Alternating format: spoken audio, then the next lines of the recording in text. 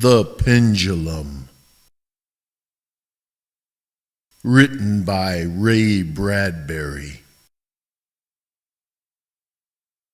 Up and down, back and forth, up and down. First the quick flight skyward, gradually slowing, reaching the pinnacle of the curve, poising a moment, then flashing earthward again.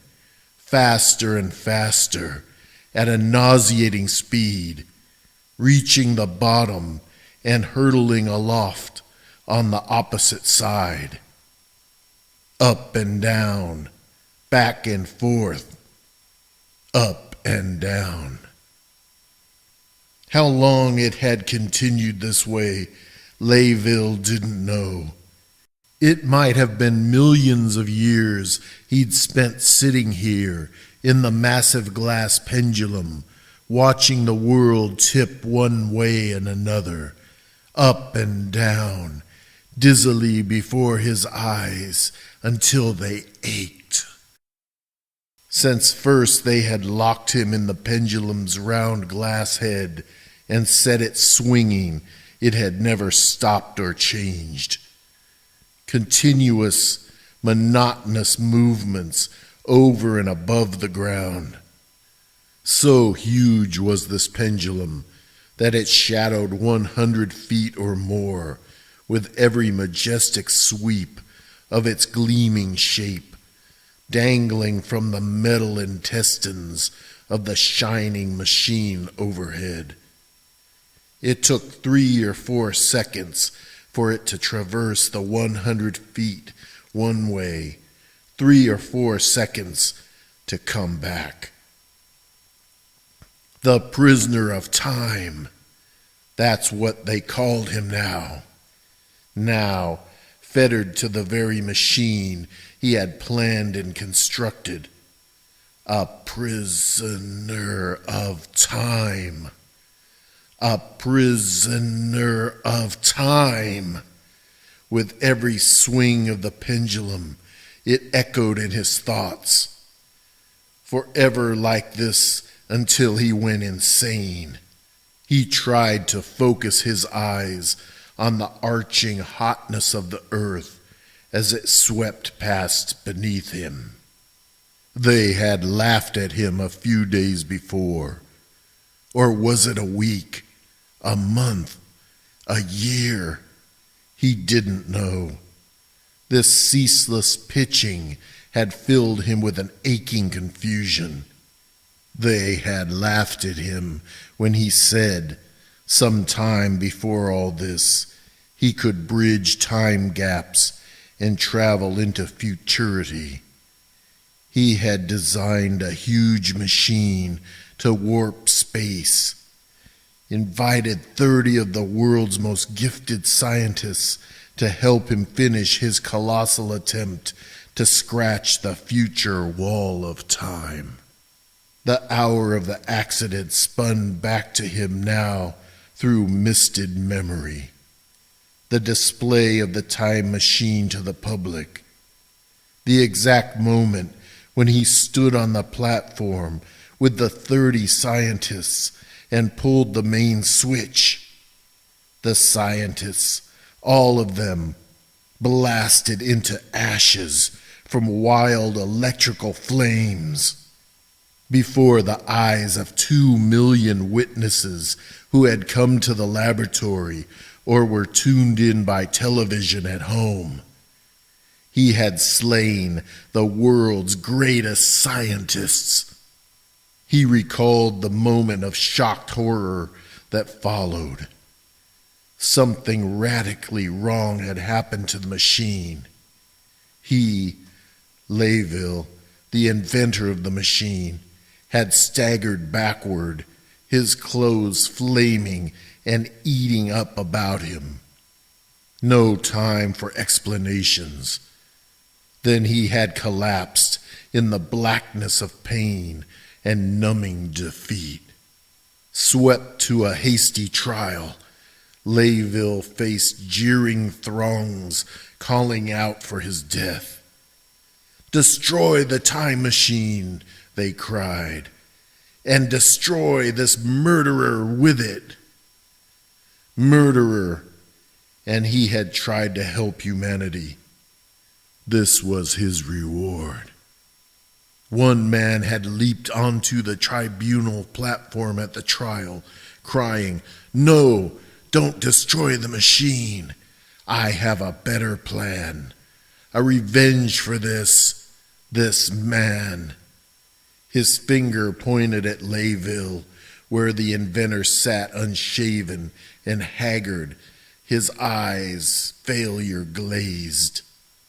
"We shall rebuild his machine, take his precious metals, and put up a monument to his slaughtering. We'll put him on exhibition for life within his executioning device." The crowd roared approval like thunder shaking the tribunal hall. Then, pushing hands, days in prison, months, finally led forth into the hot sunshine, he was carried in a small rocket car to the center of the city. The shock of what he saw brought him back to reality. They had rebuilt his machine into a towering timepiece with a pendulum. He stumbled forward, urged on by thrusting hands, listening to the roar of thousands of voices damning him. Into the transparent pendulum head they pushed him and clamped it tight with weldings. Then they set the pendulum swinging and stood back. Slowly, very slowly, it rocked back and forth, increasing in speed.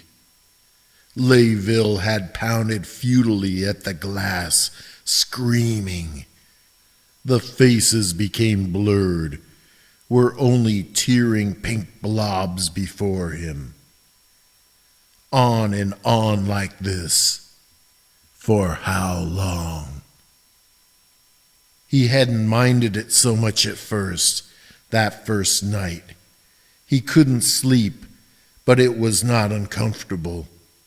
The lights of the city were comets with tails that pelted from right to left like foaming fireworks. But as the night wore on, he felt a gnawing in his stomach that grew worse. He got very sick and vomited.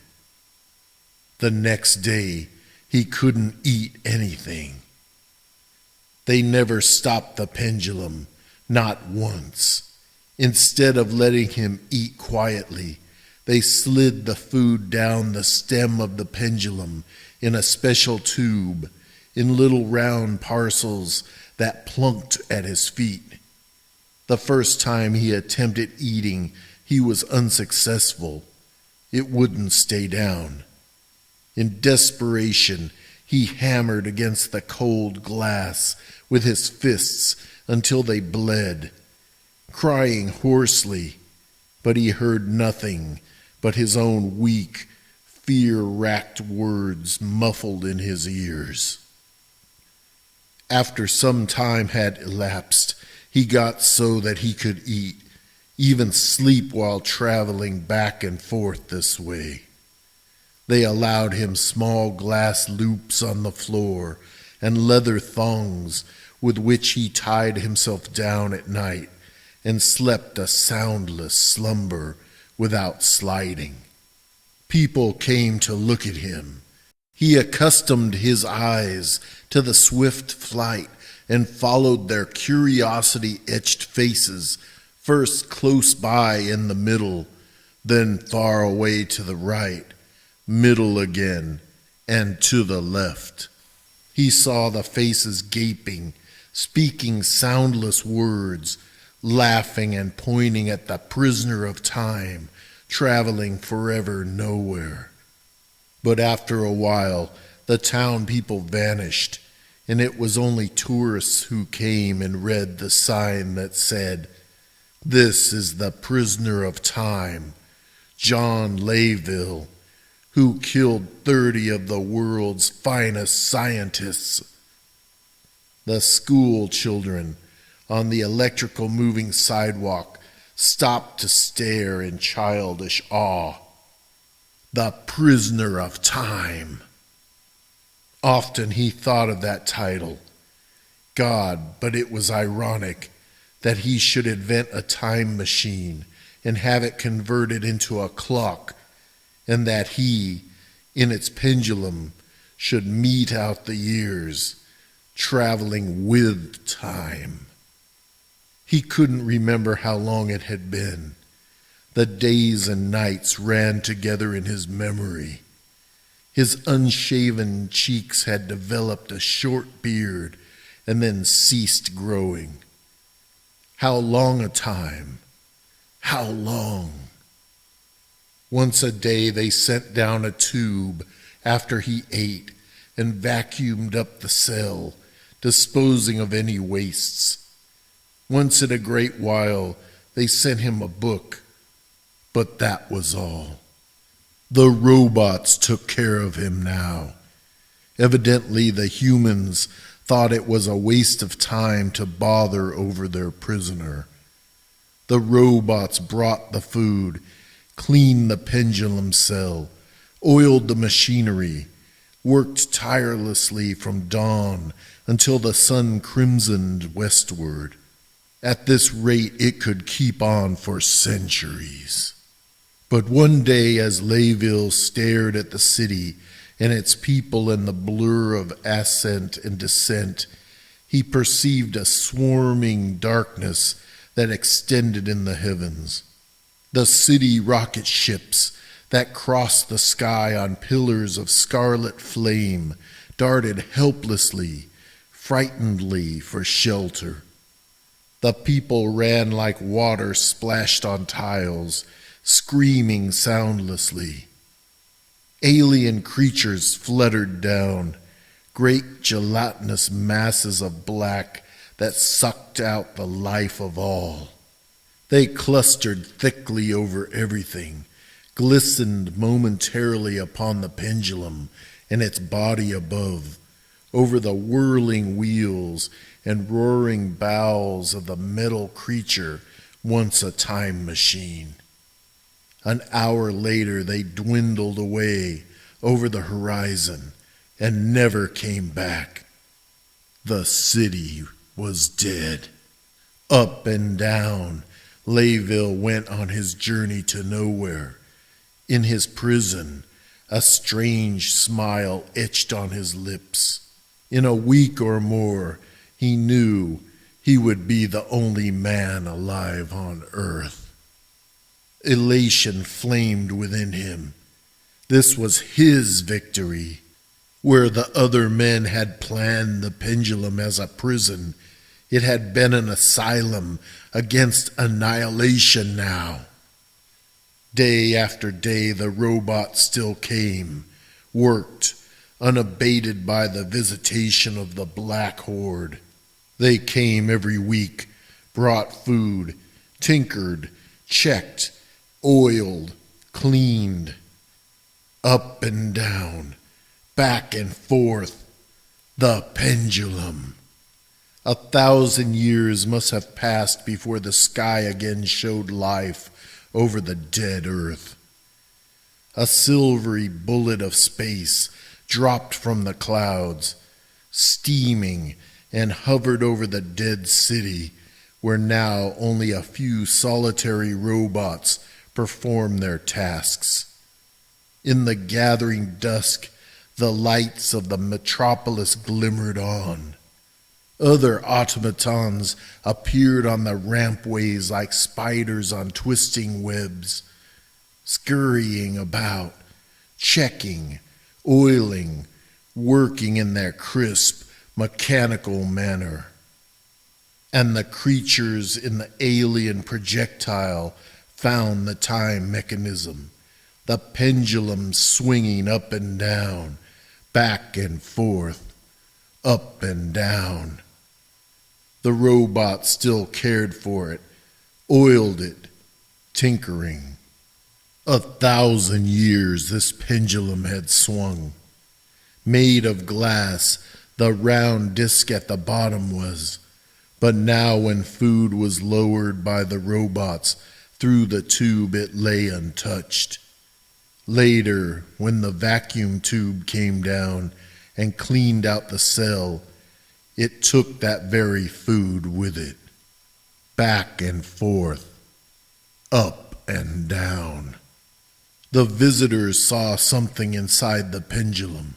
Pressed closely to the glass side of the cell was the face of a whitened skull, a skeleton visage that stared out over the city with empty sockets and an enigmatical smile wreathing its lipless teeth. Back and forth, up and down. The strangers from the void stopped the pendulum in its course, ceased its swinging, and cracked open the glass cell, exposing the skeleton to view.